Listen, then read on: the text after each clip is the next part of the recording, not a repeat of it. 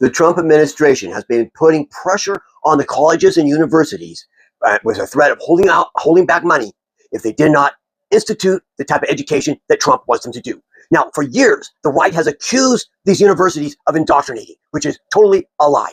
There are a few universities or colleges that do, like Liberty University or Roberts University, these right-wing ones. But most universities do not. The university I went to, they taught us the facts and allowed us to derive our own conclusions. I'll give you a good example. In our house, we had several students together. One of the housemates turned into the paper to the professor, and the theory that my roommate had come up with was totally opposite of what the professor thought or believed. And all over that paper in red, the professor wrote, "You're dead wrong. You're wrong. You're wrong. You're wrong." In a college or university that indoctrinates, as you got to the last page and you turned it, you would see a big fat F. Do you know what you saw after that paper with all red going through it? You're wrong. You're wrong. You're wrong.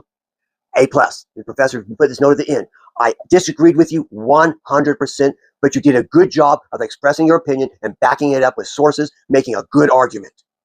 You see, they were more interested in us learning how to think, use critical thinking, formulating our arguments and putting it forth, rather than regurgitating something that the professor has said. But that's not what the Trump administration wants. They want these right-wingers, they want the students to regurgitate and vomit up what they've been brainwashed into thinking.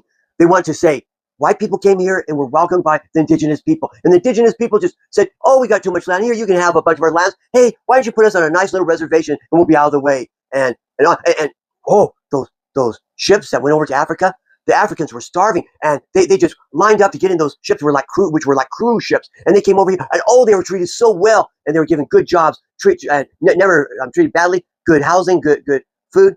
Forget the fact that most of these enslaved people did not even have a bed to sleep on. They had a lump of straw and they were lucky a blanket, and that was all. They worked from sunrise to sunset with hardly a break. And they were malnourished. It was akin to a concentration camp. But that's not the message these right-wingers want taught. And they want students brainwashed into thinking everything was good. As an Italian-American, I wish the stories we heard in grade school about Christopher Columbus was true, but they're not. He did awful things. And whitewashing it does not help. But that's what they're after. They're trying to force institutions to brainwash students. I'll give you a link. You can read the article. To the credit of these universities, they're telling Donald Trump where he can go and what he can do with his threats. Anyway, my friends, read it and know who is the ones trying to indoctrinate. And remember, when they project, they are admitting, because each accusation is actually an admission of who they are. Have a good day.